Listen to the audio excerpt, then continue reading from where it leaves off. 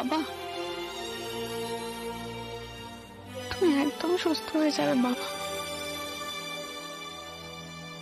কিচ্ছু হতে দেবো না আমি। যেমন ছিলে ঠিক এরকম সুস্থ হয়ে যাবে, তা বলবে না বাবা? ও বাবা, কথা বলবে না তো আমার সাথে? ওনার এই কথা না বলাটাই ভাবাচ্ছে। কথা না বলার এমনি কোনো কারণ নেই, কিন্তু কিন্তু এটাই আপনাকে বলছিলাম তখন। বাবা আমাকে দেখলো, দেখেও চোখ ফিরিয়ে নিল, সেরকম কেন? আপনার মা খুব ভালো মতন জানে কোথায় জালটা ফেললে কিরকম মাছ উঠবে। বাবা বলো না বাবা, কোথায় কষ্ট হচ্ছে? ডাক্তারবাবু এখানে আছেন তো, ওনাকে যদি তুমি বলো তোমার কোথায় কষ্ট হচ্ছে, ভালো করে বুঝতে পারবে, তাই না? কাকাবাবু দেখুন, আপনার মেয়ে এসছে, এবার তো আপনাকে তাড়াতাড়ি সুস্থ হতেই হবে।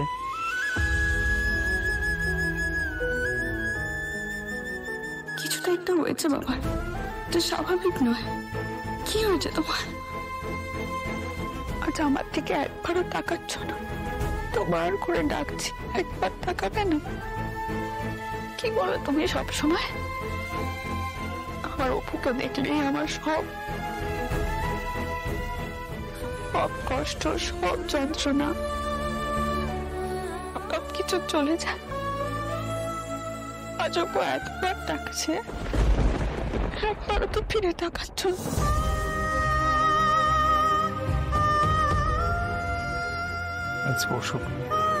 প্লিজ নিজেকে একটু সামলাও, আর ওনাকেও একটু শোনাও তুমি।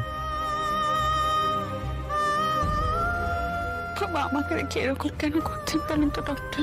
জাস্ট একটু আগে ওনার সেন্স এসেছে, স্টেবল হতে একটু তো সময় লাগবে, তাই না? এখন আপনি এত চিন্তা করবেন না, আসুন চলুন বাইরে চলুন।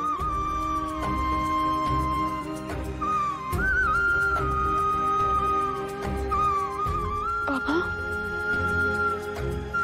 আমি বাইরে আছি, হ্যাঁ একদম বাইরেটাতে। 3.5 লাখ টাকা। 3.5 লাখ?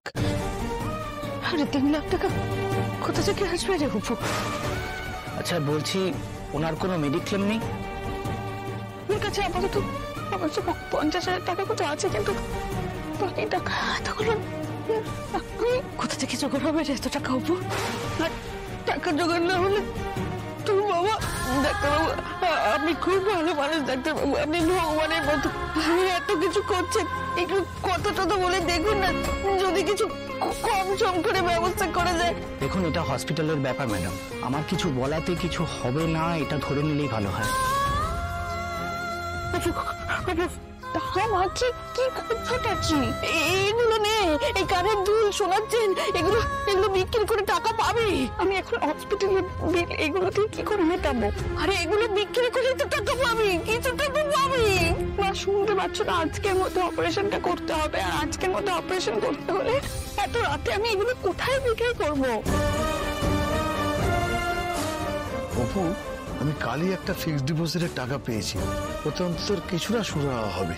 আমার কাছেও 1000 আছে। তোমরা যে আমাদের পাশে আছো এটাই অনেক। তোমাদের সবার টাকা এক করলে এই টাকাটা আমি মেটাতে পারবো না। তোর বাবার অপারেশন হবে না, মানুষটা কি করবে রে? হবে না, হতেই হবে। তো টাকাটা কোথা থেকে আসবে আমি সেটাই ভেবে পাচ্ছি।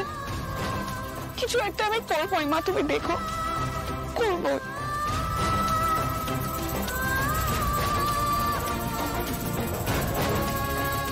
বললো তো পরে বলবে।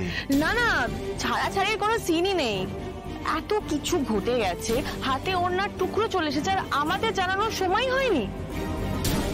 প্লিজ আর্যদা বলুন না। আচ্ছা ঠিক আছে ঠিক আছে, অন্তত নামটা বলুন, তারপর না হয় সময় করে বাকিটা শুনবো। আমি তো ভেবেই এক্সাইটেড হয়ে যাচ্ছি, বাড়িতে একটা বিয়ে হবে ভাবতে পারছি। আচ্ছা ঠিক আছে মানসী এখন এসব থাক না প্লিজ, ওই কথা না আর্যদা কেন থাকবে, শুনুন না, বলুন না প্লিজ। আচ্ছা কেন এত জোর করছো দাদাকে? আরে বলার তো বলেই দিত তোমায়। আচ্ছা আর্যদা, আমি আপনার কাছে কি, আপনি তো আমাকে বোনের মতোই মনে করেন।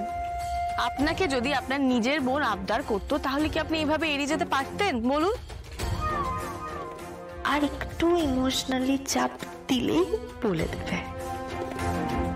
আমার নামটা না জেনে না একদম তর্স হইছে না। নামটা জানলে আমি আর কি এই পাকা দেখা কথাবার্তা বলতে পারবো, শপিং করতে পারবো। যাই হোক, আপনি বলুন না, নামটা বলুন।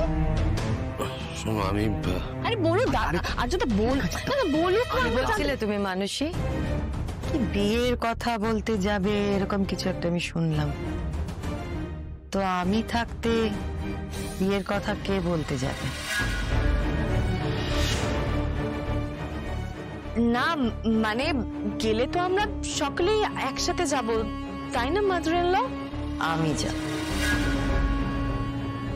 আমার সঙ্গে কেউ যাবে কি যাবে না সেটা আমি ঠিক করব।